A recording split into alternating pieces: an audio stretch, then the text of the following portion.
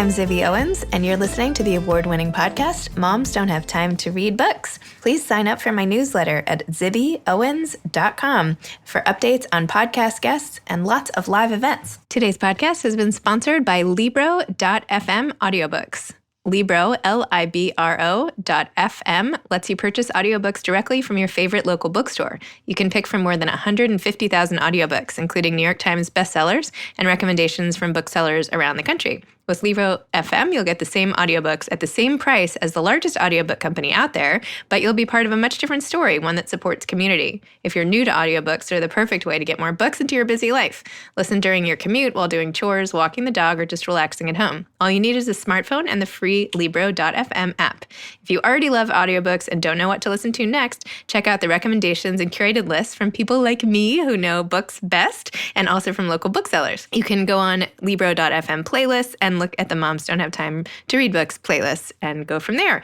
If you enter code ZIBBY, Z-I-B-B-Y, at checkout, you'll get 3 audiobooks for the price of 1. So please check it out, Z-I-B-B-Y, 3 audiobooks for the price of 1. I'm really excited to be here today with Sara Shepard, who's the #1 New York Times bestselling author of the Pretty Little Liars series, which inspired the Freeform television series. She has also written other young adult books and adult novels, including The Lying Game, also a show on Freeform, The Perfectionists, and The Heiresses. Her novel, The Elizas, has been optioned for TV development as well. Her latest book, Reputation, came out in December of 2019. She also produced Crown Lake on Brat TV. A graduate of New York University with an MFA from Brooklyn College, she currently lives in Pittsburgh with her husband and children. So welcome, Sara. Thanks for coming on Moms Don't Have Time to Read Books. Thanks for having me. I'm so excited. This is Sara's first podcast. I'm so honored. I love podcasts so much, and I love this podcast. So this is like a great first podcast for me. I'm going to go really easy on you. Okay, please. It's going to be very gentle, warm, and nice podcast experience. Okay. So I want to talk about so much, but let's start with your latest book, Reputation. Yeah. Tell listeners, please, what this book is about. So Reputation, I write a lot of YA, but this is a book that is more in the adult space. And it is about a college enclave in the Pittsburgh area, which is where I live right now.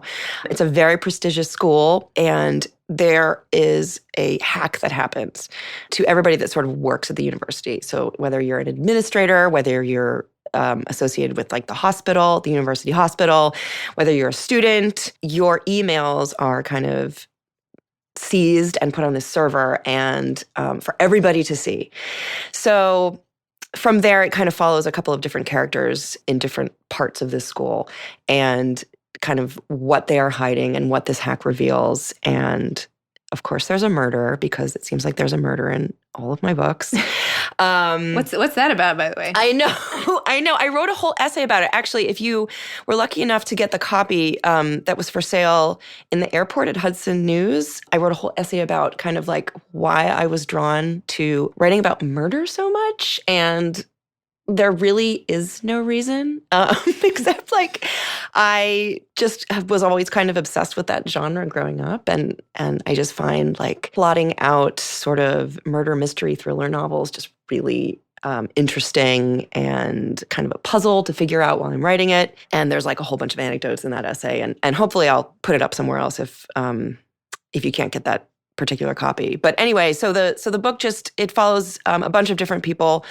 All of the characters are women. They're all sort of dealing with different things, but it mostly centers on this family, the Manning family, and these 2 sisters named Kit and Willa, and their relationship and kind of what they're going through and things that they're hiding and suppressing and secrets that come out. So that is that in a nutshell, but there's a whole lot more to it too. And I'm looking at the book right now and I'm like, this book is not very thick. It's like there's a lot packed into. There's a lot packed into not very many pages. But that's great. Yeah, I guess. I'm like, wow, it was a fun book to put together for sure. And what made you write this story? Like especially the email hack part? Yeah. Is this just like a worst nightmare scenario and you were like, let me explore it? I always think about worst nightmare scenarios. That does seem to be a starting place for me of like, what is what would be the worst thing I can imagine happening? And, having emails exposed, I think everybody can relate to that. Mm-hmm. This particular book, I thought about and kind of conceived the idea around the time the Sony hack happened. Mm-hmm.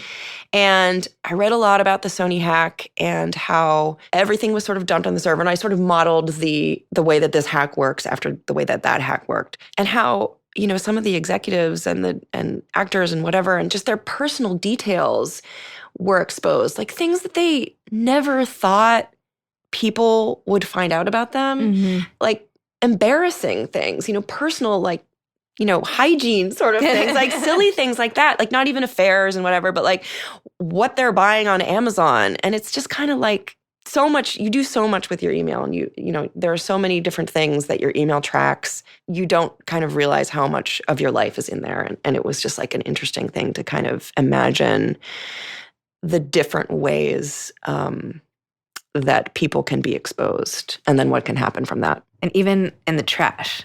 Mm-hmm. Oh, for sure. For sure in the trash. I was reading this book. I was like, not that I have anything to hide, but I was like, maybe I should just like empty my trash. Totally, right. Because somebody is kind of his bad deeds are sort of discovered by emails that he threw away. And I have tons of emails that I throw away. And I just think about, emails that you dash off, like just kind of being snarky about somebody else maybe you work with or a friend or whatever that you're writing to somebody else. You never think anybody else is going to see it. Or just kind of personal details. It's just, it's hard to imagine somebody kind of trolling around looking at all that stuff and then using it against you, which some people do in this book. One time somebody wrote me thinking they were writing someone else, but it was mean about me. So ever since that happened, which I have obviously not gotten over because I'm still talking about it many, many years later, I am so careful with my email. Because you just never know. And I'm always like, am I writing the right person? Oh, yeah. Which I also still mess up all the time in my, as we rush, right? Yeah. All these things. Well, and writing on your phone too, like writing emails on your phone, I always will hit, accidentally reply all or something. And that happened to me too. Actually, it wasn't even that mean, but it was, I think actually about book promotion years ago, and I thought I was writing it to one person, but I was actually writing it to the publisher. Oh, no. Kind of saying I don't think they're doing enough or something like that. And then, I felt so bad. Although it was true. I did really feel that way, but I just it was not intended for that. Oh, no. And I always think about texts too. I mean, I think I'm even, some of my texts to certain people are not super nice about other people. It's it's fine in the moment and you don't really mean it, but you don't want the wrong person to see what you're writing, because sometimes it is just heat of the moment kind of feelings and you need to get them out. And I'm going to do everything I can to stay on your good side. So right. Sending all these nasty texts about me after you leave. Right. Oh, she was terrible. That was awful. Yeah. Oh my gosh, what a terrible experience. Okay, so I wanted to do this thing. It might not work and it might not be funny at all. And I know the question when I even brought it up was totally confusing. So you have a scene in the beginning, which I really enjoyed, between Kit, who is married, Patrick, we don't know at the time anything about him really, but we find out later. And he says to her in this bar when they're both on a work trip, answer my questions the way you would want your life to be. Not anything true. This is all just made up, but about your life in general. And so they have this whole conversation where he answers where would you want to live? And he said, not Morocco or someplace far away. And she said something else. So I wanted to ask you a few questions, but you can only answer the way, not the truth, but the way you would want it to be. Okay. Let's see how it goes. Let's see how it goes. If it's terrible, I'll delete it. Okay. Where do you live? I live in a beautiful house in Los Angeles. Ooh. Yeah. And what do you do for a living? You know what? Honestly, I can't even lie about this. I love what I'm doing for a living, so I can't even say I'm doing something else. I had all these funny things that I wanted to do when I was a kid, and they were totally out there, be on a soap opera. But I am honestly kind of doing what I want to be doing. I mean, maybe I'm also writing movies and I'm also taking over the world and have a podcast and have all these things. But, that would be maybe me embellishing it. But I've written 30 books and over. It's pretty 30 awesome. books and, yeah. So like, I'm a writer.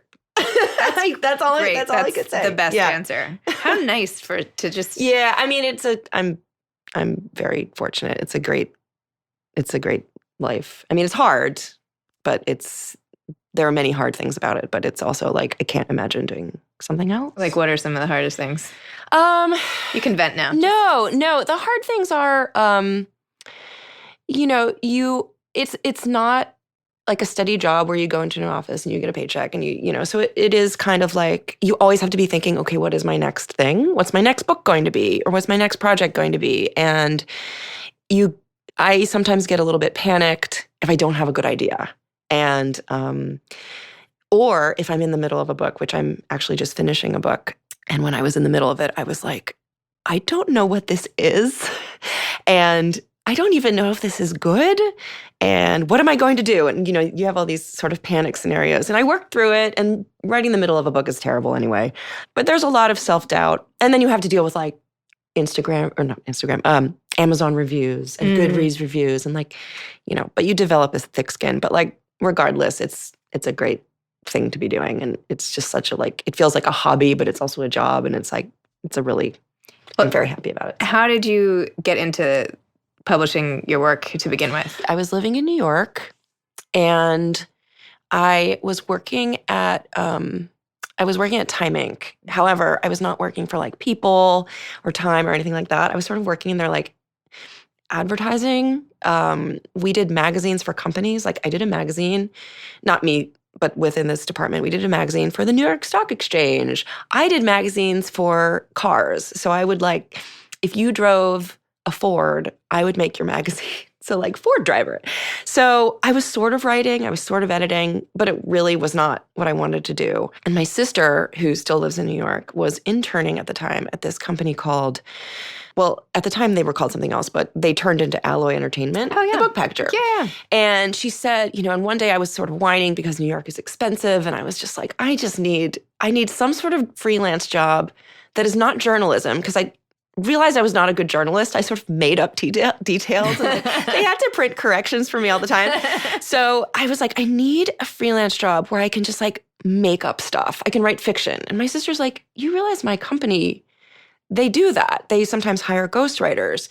So I was like, oh, I need that job. So I crashed their Christmas party with the intern. So like she was the lowest person there, but I'm like, I'm coming to your party. So I came to their party and was like, you need to hire me. And I was really obnoxious, but they did give me a shot. They had me do some sample chapters, and they're like, oh, you actually can write. And I started as a ghostwriter for them. So I wrote all kinds of books for children, mostly, about all kinds of crazy things. Like I wrote about this Japanese girl who was like a samurai fighter, which I knew nothing about, but I had to read all these samurai books. I wrote about like this ghost story about, I think it was like Randall's Island or like some sort of workhouse at the turn of the century. And it was like about this little boy, and like I had to kind of read about like, early 1900s New York. So that was fun. I don't even remember what else I did. And then I started doing a couple of YA books, and they said to me, would you like to try to develop your own series? And I was like, yeah, okay. And I kind of thought about what I wanted to do, and sort of Pretty Little Liars came out of that. I had no idea that it was going to sort of blow up to be the thing that it was going to be, but I just kind of wanted to write my own thing, and I was really excited to do that. So that was sort of my introduction. It was like doing all this ghostwriting and kind of meeting the right people. And this is back, in 2005, before 2005, where it felt more important to live in New York as a writer. I don't think that's true anymore. Getting to know a bunch of people in publishing was a good thing for me. And then what was it like for you when Pretty Little Liars took off? Like, what was that whole experience like? It was crazy. So the first, there were 7 books that I had written in the series before I found out that there was a pilot and that ABC Family liked the pilot. I had like sort of a following of readers, which was great. And this was back in the day of like MySpace, where I would write, post some like teasers of like the next book on MySpace. And so I just was really happy that I had gotten to write 7 books, and I had just sold like a new series called The Lying Game. So I just was like, this is great. And I was really happy. So it was a complete surprise when they called me, because also when you option your work, you don't really have much to do with like the Hollywood side of it. So I really didn't know what was going on. So when they called me, I was very surprised, saying, okay, we have a pilot. ABC Family, they're going to shoot it. We're going to cast soon. And I was like, wait, what? And then it was just sort of a whirlwind, because they sent me over pictures of people they were casting. I was kind of like, oh, these don't look like the girls in my book. But then I watched the pilot. Like, it was amazing to watch the pilot, because they used lines from the book, the first book. And I was just like, this is weird. And then like I met the cast, and then they started shooting the whole series. And then it just became this, like, it was a crazy experience. It was really fun. And then it was really great that people liked the show. And then that brought new readers in, and that was really fun. I mean, the whole thing was just like kind of hard to imagine that it actually happened. It was great to see, this silly thing that I sort of had in my head and come to life, and like buildings at the, Warner lot, like were named after, the Rosewood High School and whatever. And it was just like, oh my God, it's crazy. It really is. There's no, even telling it now, and this was like 10 years ago when this all happened, it's still like, did that happen? Yeah, but it did. It was really fun. And that series was sort of based partially on your mainline Philly growing up. Yeah, I mean, definitely the locations, definitely the characters. I certainly never had a stalker or knew anybody who had a stalker. Nothing traumatic like that ever really happened when I was growing up. But, that's where you just sort of imagine. But a lot of the other situations did sort of happen, the more kind of grounded things that happened to the characters. And that was what, that was a lot of fun to kind of explore a lot of the things. Because all the characters were going through, different things, whether it's like, identity or kind of like, sexual, awakening, or stuff with parents, or sort of like who am I, and, what do I want? And so that, it was fun. And especially as like a first novel, to use so much of like where I grew up and what I went through was like a really fun experience.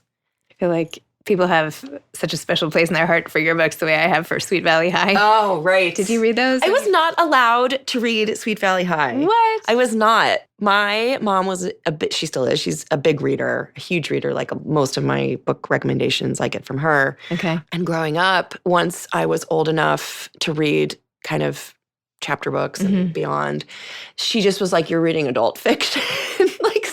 Which had a lot of, pretty adult situations in it, yet I was not allowed to read Sweet Valley High. I think she just found it like trashy. Huh.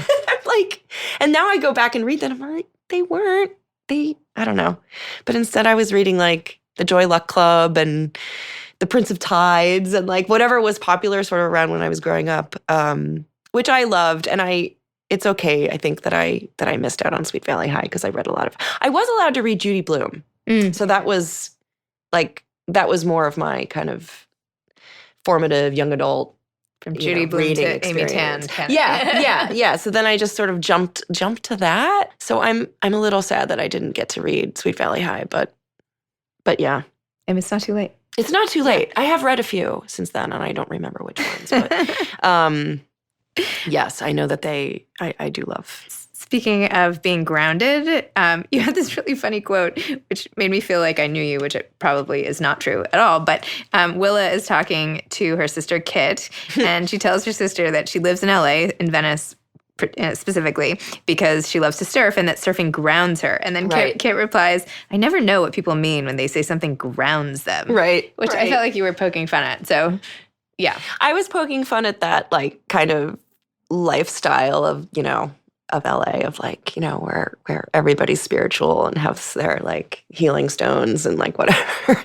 And Kit is much more cynical and kind of like practical and kind of like, and she's also, these are two sisters who were very close, and then her, one of them took off and like basically doesn't really see her family so much anymore. And I think the older sister, Kit, who remained, back where they grew up and is kind of looking after their father and kind of taking over at the college and all these things, is a little bit resentful in a way that like she kind of took off, and is also confused by Willa's life because she's not married. She's not like following the same track that kid is following, and doesn't have the same priorities, I guess. They're very different, and it's it was fun to kind of see them kind of poke at their differences, but also come back together. Do I know what that means? I mean, do you feel like things ground you? Things ground or at me? least like keep you calmer? Like what do you go to when you're feeling totally stressed? When I'm feeling totally stressed, I'm a runner, so I do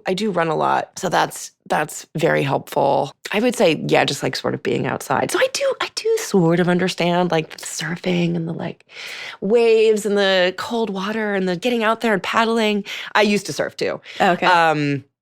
Not well. So I do understand that. But I would say, either running, for sure reading, just relax. It's just like lying in bed and reading, or like taking a bath and reading, kind of like a lot of things with reading. Even when I'm running, I am listening to a book. So I would say for sure books are the things that make me feel calm and relaxed. And when you're writing, where do you tend to do that? Do you like to write at home, or do you go out and about? No, I have an office. It's surrounded by books like this office, though not as neat.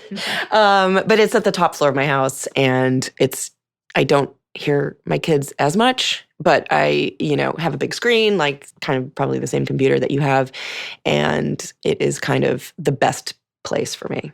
I used to be able to write anywhere, on trains and coffee shops, on the plane, and lately I can't do that so much anymore. I also feel like whenever I'm on a plane and I'm trying to write something, the person sitting next to me is like, "What are you doing?" Yeah.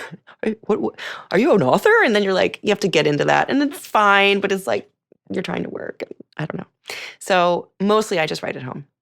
Yeah. And you mentioned you were in the middle of another book now? I am. Can you talk about that? Just finishing it. It's another book for adults. Right now it is called Safe in My Arms, but I don't know if that will continue to be the title. It was kind of the working title. I am not good at titles. I feel like it takes me a long time to kind of figure out a title, and often titles are suggested to me, and I'm like, that's good. It's not my kind of strength. But it is, it's another thriller. It is another worst case scenario where like there's this sort of assault that happens at a nursery school or a kid's nursery school, and like it's just sort of chaotic, and there's all these scandals. It's kind of like a school scandal book, and there are, it's about 3 women, and they're all sort of hiding something. So this is like sort of, I'm always seemingly writing about people that are hiding things and then how the things are exposed, but it's a kind of a different way that they're exposed. So I am just about done with it. I think I'm going to send it to my editor like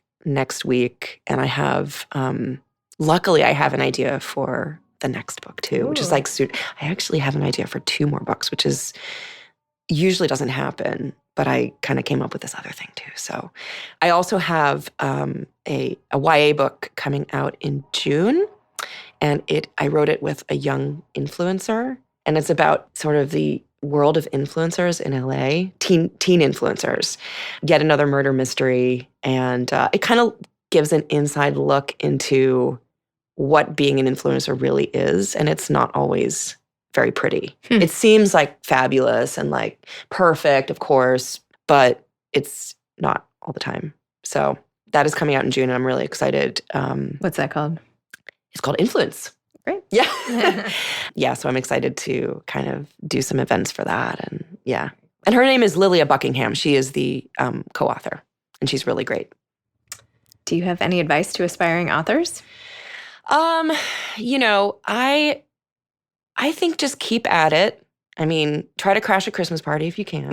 Try to get in there how you can. I mean, I just think persistence. I have been rejected many times. And, even as an author of many books, like, I will pitch ideas to editors, and they will reject, you have to kind of get used to rejection because it's going to follow you through your life. But also, read as much as you can and write as much as you can, and don't be afraid to kind of show your work to people. Because for so many years, I was afraid to show, anybody what I would write. And I think, a critique is a good thing, and kind of it helps you learn. But yeah, I mean, I think just keep at it. And a lot of people ask, like, you're sitting down and do you ever get writer's block, and what is that like? And I think to kind of keep from writer's block, you just have to kind of keep going. You have to keep writing, even if it's bad. Just get something out. Just type something.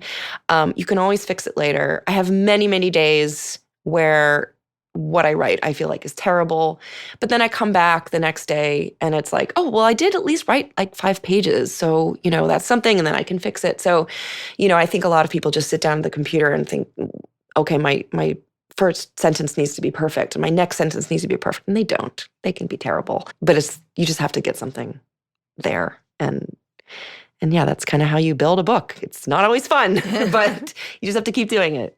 Awesome. Well, thank you so much. How did it go? Thank The first podcast? It was You survived? great. Everything I okay? did it. Yes, did it. it was great. Thank you so much. Okay. Your questions are awesome. Oh, thank you. All right. Well, congratulations on finishing one. Thank you. And thanks for coming on. All right. Take care.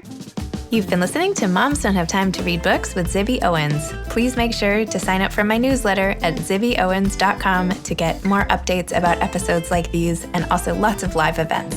Thanks to Libro FM for sponsoring today's episode. Remember to go to Libro FM, libro.fm, to get your next audiobook, support a local bookseller, and enter code Zibby for 3 audiobooks for the price of 1. You can follow me on Instagram at Moms Don't Have Time to Read Books. Thanks so much to Steve and Ryan at Texture Sound for the sound editing. And thank you to Morning Moon Productions for providing this fantastic intro and outro music. Thanks for listening. You could always email me at zibby@zibbyowens.com.